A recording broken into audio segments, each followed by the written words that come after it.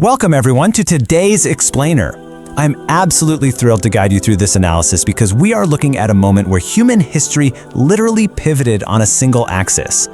I really want you to picture this scene with me. It's 4 a.m. on May 29, 1453. The air is thick with tension and the smell of gunpowder. Outside the walls of this magnificent ancient city, massive armies are just waiting in the pre-dawn darkness. And by the time the sun fully rises, the world's map is going to be changed forever. We aren't just looking at a battle today, we're exploring the collision of two eras, two massive empires, and a single night that shaped the next 5 centuries of human history. 1123. That is exactly how many years the Byzantine Empire and its great capital city of Constantinople had stood firm. I mean, let that sink in for a second. For over a millennium, this city survived countless sieges, plagues, and massive shifting geopolitical tides. It was the absolute center of the world, widely considered to be completely unconquerable. For 11 centuries, its massive stone walls had essentially laughed off every single army that dared to approach it. But I want you to contrast that vast expanse of time with this number, 21. That was the age of the Ottoman Sultan who decided it was finally time to conquer this unconquerable city. Just 21 years old. Imagine the audacity it takes for someone barely out of their teenage years to look at a 1,123-year-old fortress and say, yeah, I'm gonna be the one to bring that down. Okay, let's dive into this, because that is the central mystery we're unpacking today. How exactly does a 1,000-year empire crumble in a single night?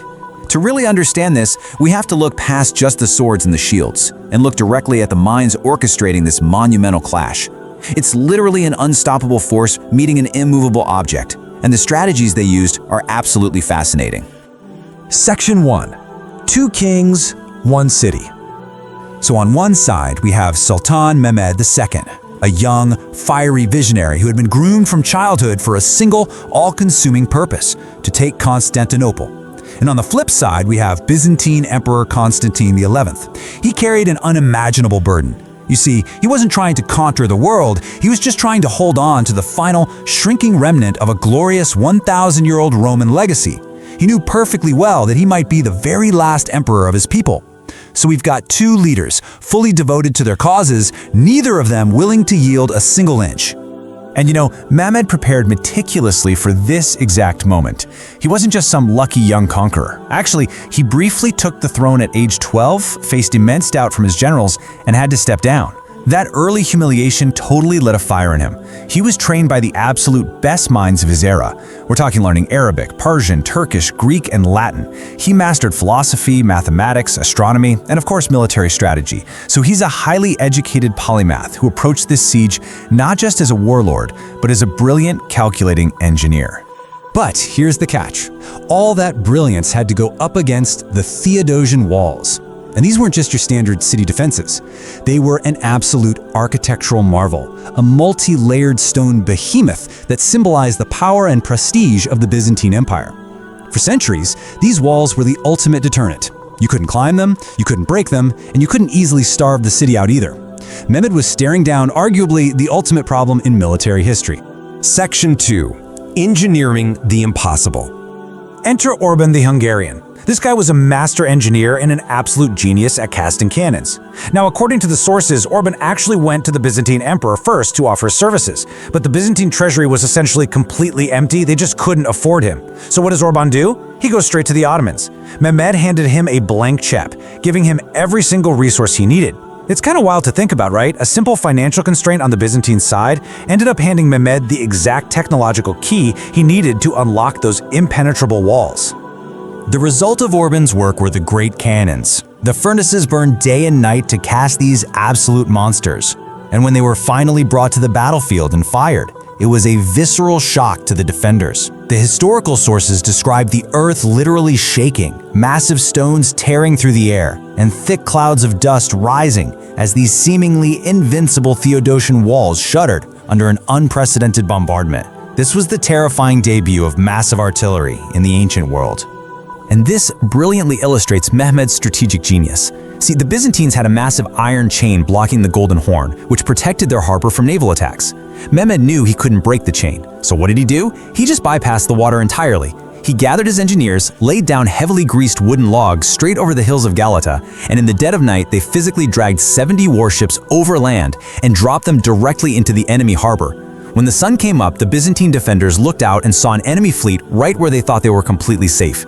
It was an audacious, seemingly impossible tactical masterstroke. Section 3. The final assault. Now, this wasn't a quick fight. The siege dragged on for an exhausting 53 days. Just imagine the immense toll this took on everybody. By day, Mehmed's great cannons would pound the ancient stone. By night, exhausted Byzantine soldiers, working right alongside ordinary citizens, would scramble in the dark to patch the gaping holes with whatever wood and earth they could find. So you have 53 days of relentless bombardment, the psychological shock of the ships appearing in the harbor mid-siege, and finally, on day 53, Mehmed sent in his elite forces, the highly trained Janissaries, for the final, overwhelming charge. So the crucial point is how history often writes its biggest decisions from the smallest mistakes. Among the utter chaos of this massive siege, there was a tiny, seemingly insignificant postern gate in the massive walls called the Kirkaporta. According to historical accounts, in the absolute frenzy of the battle, this tiny door was accidentally left unlocked. Ottoman soldiers found it, pushed their way through, and suddenly they were behind the unbreakable walls. 1,000 years of defense, undone by a single tiny oversight. As the city defenses collapsed, we see the deeply tragic but undeniably courageous end of Emperor Constantine XI. Realizing all was lost and completely refusing to surrender his beloved city, the Emperor of the Romans discarded his imperial regalia. He drew his sword, plunged directly into the street fighting alongside his remaining men, and died as a soldier among his people. It was a fiercely brave final stand for a leader who bore the ultimate weight of a dying empire. Section 4. Dawn of a New Era. May 29th, 1453. This wasn't just some change in management for a city. The power dynamics of the entire globe shifted violently that day. An ancient thousand-year empire was totally extinguished, and a dynamic new global superpower, the Ottoman Empire, officially announced its arrival on the world stage. But here's the really fascinating thing about Mehmed II. He didn't just want to be a conqueror of ruins, he wanted to be a builder. His true legacy is arguably what he did the very next day. He immediately set to work resurrecting the city. He ordered the damaged walls repaired, reopened the markets to jumpstart the economy, and actively invited scholars, artisans, and merchants from all over the world, regardless of their background, to come populate his new capital. He fostered a massive cultural and architectural renaissance. He essentially transformed Constantinople, soon to be known globally as a vibrant Ottoman hub, into the ultimate crossroads of the world.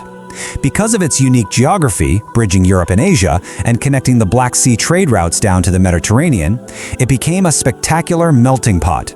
Eastern and Western civilizations, trade, culture, and architecture seamlessly blended together here under Mehmed's rule. So, as we wrap up, I want to leave you with this final, provocative thought to ponder. We often look at the fall of Constantinople as a tragic end to the ancient Roman lineage.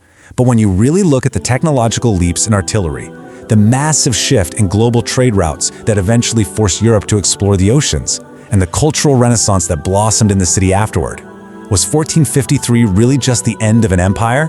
Or was it actually the explosive birth of the modern world as we know it? Thank you so much for joining me in today's Explainer. Keep questioning history, and I'll catch you next time.